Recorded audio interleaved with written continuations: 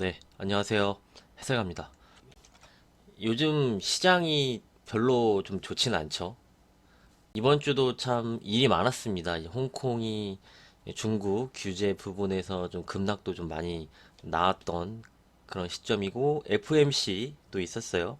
FOMC에서는 뭐 크게 특별한 건 없었습니다. 스탠딩 레포라는 단어가 좀 많이 부각이 좀 됐고요. 테이퍼링에 관해서도 뭐 크게 다른 스탠스는 없었습니다. 이제 테이퍼링에 대한 논의를 시작을 언제 해야 될지 좀 논의가 이제 필요한 좀 시점이다. 뭐 계속적인 반복적인 말이 좀 나왔고요. 그리고 이제 미국의 GDP 발표도 있었고 실업수당 청구권도 있었고 여러 가지로 좀 이벤트가 많았던 한 주라고 좀 생각을 합니다. 그래서 오늘은 이제 시장에 대해서 좀 먼저 말씀을 드리고요. 이 종목은 내일 좀 보고 오늘은 좀 시장에 대해서 좀 말씀드리는 시간 갖도록 하겠습니다.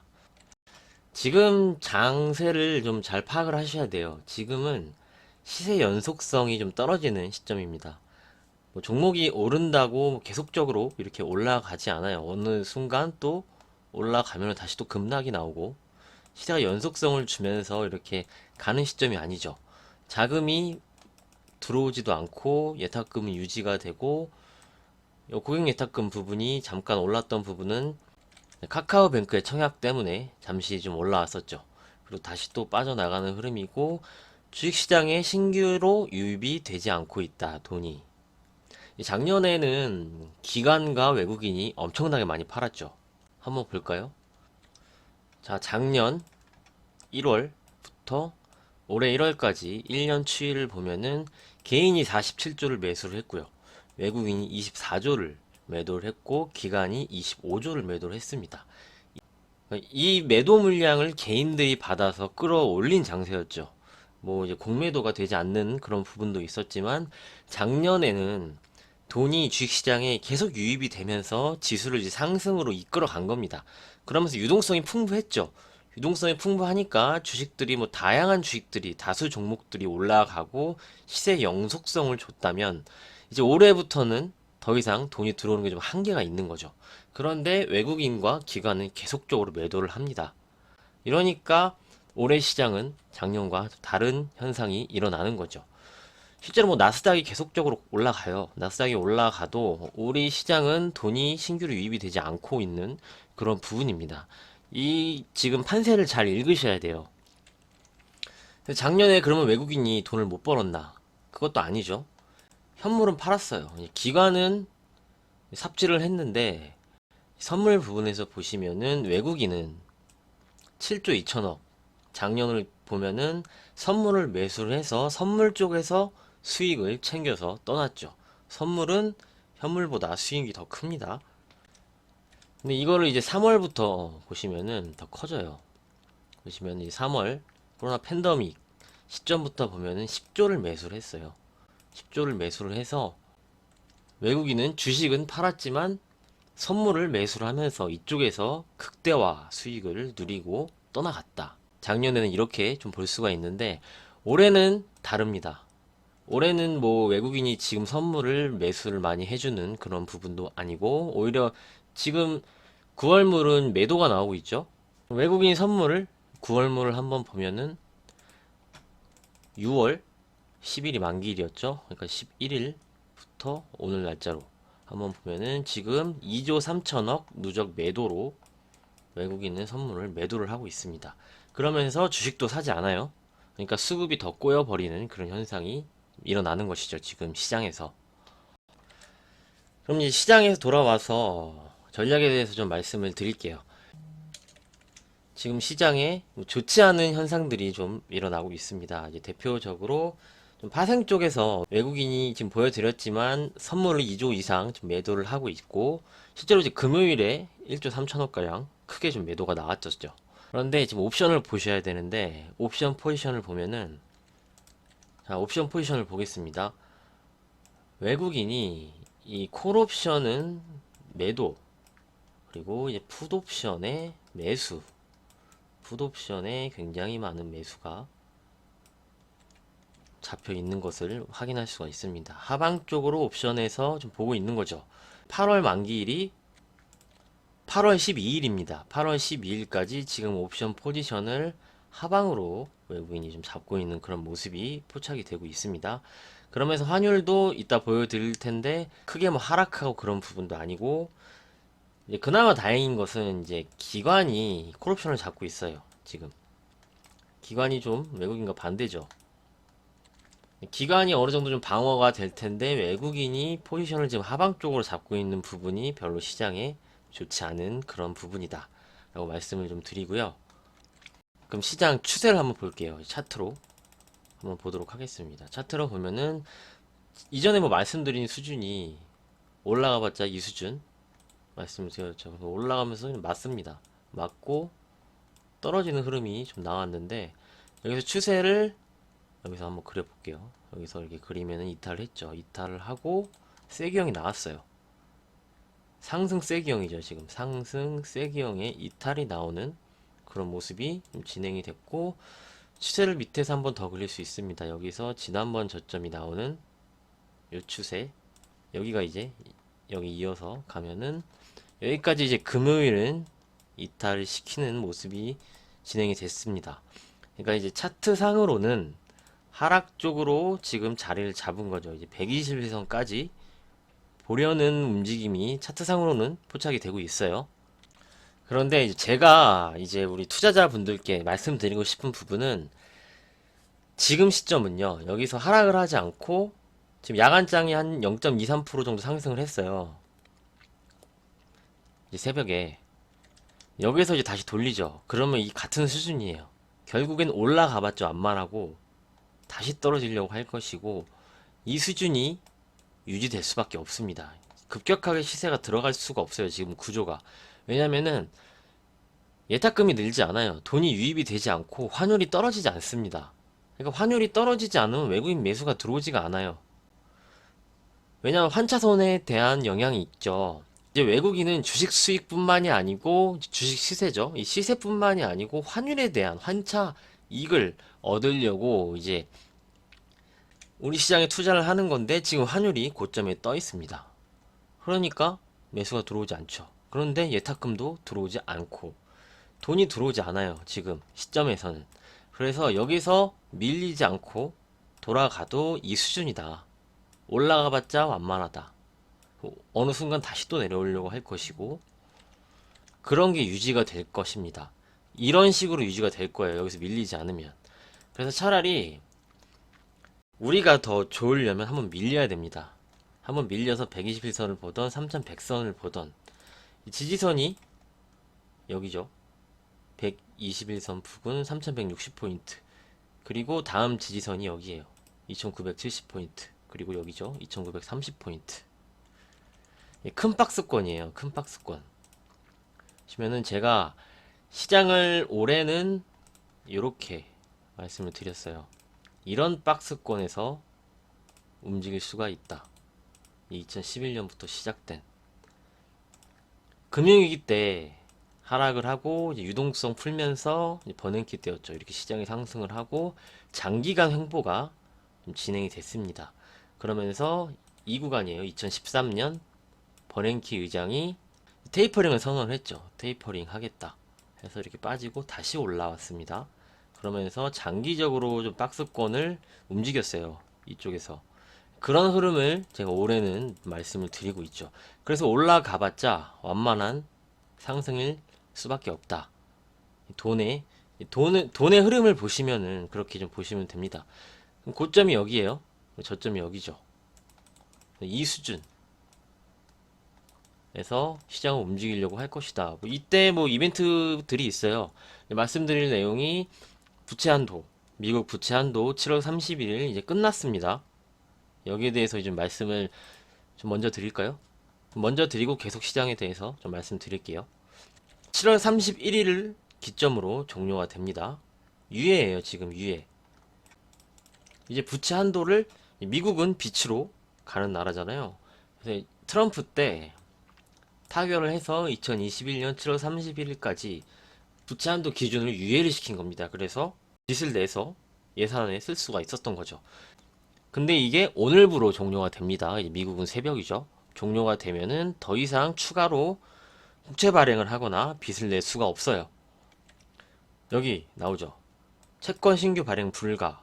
현금도 유예전 수준으로 맞춰야 되고, 이제 뭐 예산을 쓰거나 뭐 연금을 주거나 뭐 공무원 월급을 주고 할 때 빚을 내서 할 수가 없습니다. 그래서 돈이 떨어지면 그럼 이제 신용 등급 강등 내용이 좀 나올 수도 있고, 실제로 2013년에 그랬잖아요. 뭐 정부 폐쇄 뭐 이런 내용이 또 나올 수가 있습니다. 그러면 또 미국 시장이 언제든지 흔들릴 수가 있어요. 그래서 8월은 좀 변동이 굉장히 있을 수 있는 그런 8월이 될 수가 있습니다. 그리고 이제 8월 말이죠. 27일인가요? 잭슨홀 미팅이 있죠. 잭슨홀 미팅은 역사적으로 큰 뭐 주목할 만한 그런 내용, 좀 이벤트성의 발언이 계속적으로 나왔던 게 잭슨홀 미팅입니다. 잭슨홀 미팅은 미국만 하는 게 아니죠. 이제 초청을 해서 다른 국가의 장관들 초청을 해서 이렇게 열리는 그런 행사이기 때문에 이번에 뭐 테이퍼링에 대해서 어떻게 할지도 잭슨홀 미팅에서 나올 수가 있어요. 그리고 이제 우리가 좀 기다렸어요. 7월 말에 부채한도 협상이 되지 않을까 했는데 이제 공화당이 좀 반대를 하고 있죠. 바이든의 인프라 부분을 반대를 하면서 이것까지 이제 통과를 시켜주지 않았단 말이에요. 그래서 이 부분은 지금 폭탄입니다. 미국에서 언제든지 이 내용이 나오면은 시장이 하락을 할 수가 있어요. 나스닥, 다우지수, S&P 500이. 그럼 아시아 시장도 영향을 받을 수가 있겠죠. 그래서 이 부분을 안고 어느 정도의 대비를 하고 꼭 가셔야 된다라고 말씀을 드리도록 하겠습니다. 그러면서 이제 최근에 채권 금리, 10년물 채권 금리가 이제 떨어지는 이유가요. 부채 한도가 다 달았기 때문에 신규로 채권 발행을 하지 못했어요. 미국에서. 그래서 공급은 줄어듭니다. 근데 수요는 계속 있어요. 공급은 줄어들어요. 그러면 우리 이 법칙에 의해서 경제학적으로 보면은 수요는 있는데 공급이 없다 하면은 가격이 오르죠. 가격이 오르면 채권 금리는 떨어집니다. 그래서 채권 금리가 이렇게 떨어졌죠. 채권 금리는 추가적으로 좀 하락을 할 수가 있어요. 이 얘기는 굉장히 중요한 얘기인데 이게 좀 키포인트라고 좀 생각을 해요. 채권 금리가 계속 하단 수준을 유지를 하면은요, 나스닥도 밀리면은 다시 회복을 해주려고 할 겁니다. 왜냐면 금리가 바닥이니까 증시 유입이 돈이 될 거 아니에요? 어느 정도 떨어져서 가격 매력이 생기면 다시 오른다. 그래서 부채 한도 협상권으로 전 세계 시장이 흔들리고 미국 시장이 흔들려서 세계 시장이 영향을 받으면 그때는 그 기회죠. 그 기회를 잡으려면 일정 수준의 한 20% 정도 현금이 꼭 필요하다.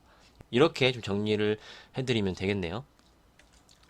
자, 그럼 다시 시장으로 돌아가서 그래서 이제 8월은 굉장히 좀 변동성이 있을 수가 있고 일단 뭐 121선 정도는 좀 열어놓고 시장에 보는 게 좀 맞다고 좀 생각을 합니다. 그러면은 우리가 대응을 어떻게 해야 되죠? 대응이 좀 어렵지 않습니다. 내가 뭐 매수를 해서 뭐 크게 뭐 매수 들어가지도 않고 천천히 좀 지켜보면서 좀 많이 빠졌다 싶으면은 좀 사고 이제 분할 매수하고 뭐 매집 종목들 있죠. 최근에 뭐 SK케미칼 이런 것도 말씀을 드렸는데 그런 종목은 뭐 많이 빠지면 조금 사고 또 조금 더 빠지면 조금 더 사고 이런 식으로 매집 종목들은 좀 매집해서 가지고 가고 굳이 올라간다고 뭐 시장에 반등이 나온다고 해서 종목도 올라간다고 따라가지 말고 좀 많이 떨어진다. 그리고 뭐 부채한도 협상이 막 언론에서 지금은 나오지가 않아요. 언론에서 막 대대적으로 보도가 되고 공포를 주고 막 시장이 흔들린다. 그럴 때가 이제 키포인트죠. 그럴 때는 베팅을 해야 되죠. 주식은 반대로 해야 된다고 했습니다. 지금 방송에서 많이 이 부분을 다루지 않는데 그래서 굉장히 좀 불안합니다. 그러니까 주식은요, 우리가 대비를 하고 있을 때는 하락이 나오지 않아요. 근데 대비를 하지 않고 투자자들이 신경을 안 쓸 때 갑자기 하락이 나오거든요. 그러면서 막 뉴스에서 보도가 되고 그럴 때 그때는 이제 좀 적극적으로 내가 현금을 좀 쓰는 관점으로 보시면 될 것 같습니다. 왜냐면은 부채 한도 협상은 결국엔 타결이 되는 게 맞죠. 뭐 미국이 뭐 셧다운하고 그럴 건 아니니까 이거는 뭐 우리가 상식적으로 생각을 할 수 있는 거죠.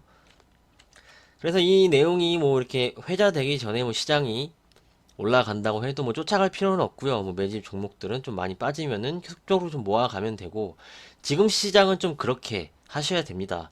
시세 연속성이 떨어지기 때문에 조금씩 모으고 매집을 해가야 돼요. 모으고 모으고 모아서 시세 주면은 좀 팔아주고 다시 또 떨어지면 또 모으고 모으고 이렇게 하셔야지, 한 번에 이제 15% 20% 이렇게 종목을 들어가서 하면은 물리기 딱 좋은 장입니다. 지금은 방어만 해도 굉장히 성공을 하는 시장입니다. 제가 이건 장담하고 말씀드릴 수 있어요. 작년과는 정말 시장이 다르고 지금 7월에도 계좌가 마이너스 된 분들이 굉장히 많습니다. 그래서 지키기만 해도 굉장히 선방을 하는 것이고, 그렇기 때문에 지금 시점은 좀 모아가면서 계속적으로 하셔야 된다. 이제 분할로, 그래서 시세 주면 팔고 그렇게 하셔야 되는 게 가장 적합한 전략입니다. 지금 시점에서는. 이렇게 좀 말씀을 드리도록 하겠습니다.